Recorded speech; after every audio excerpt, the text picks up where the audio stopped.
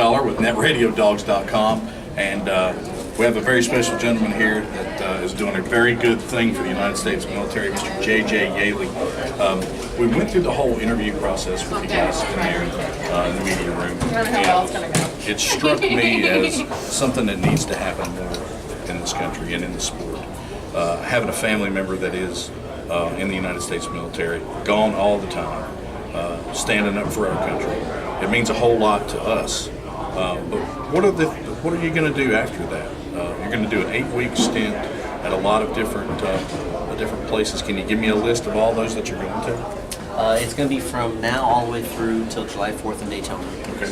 And not to say that we still won't make base stops along the way, but obviously this is part of our campaign that we're pushing for through this particular time of the season.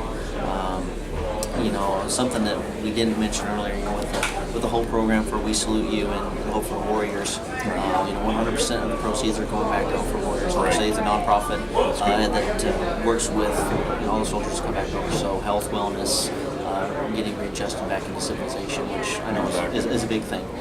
So we're going to continue to give as much support as we can. But as Americans, I think we just overlook the things that we have. We do. And people do it every day. And the more time you spend with families and our soldiers, you realize that they sacrifice so much, and they really don't get a lot in return. And it's very disappointing. And just last week watching some of the news over what happens with some of the other sports here in America, it was very, very disappointing to see that certain parts of obviously there's still business, but there's things that are obviously taken advantage of that shouldn't be. So I think that's something that is really pushed here in NASCAR to where not just what we're doing, but there's a lot of teams and a lot of other programs that are associated with our sport that are showing the correct support for those guys. So hopefully we can continue that, and they can realize that we're 100% behind them and the efforts that they're putting forth for us. All right, second question. How did it feel to hit that gate at Bristol? It was more or less, it was a big surprise. Oh, no kidding. When I kind of got hooked there by the 01 car, and as I spun, I was thinking, well, I'm one of the last cars leading lappers on 12, or else I'm going to be in okay shape here.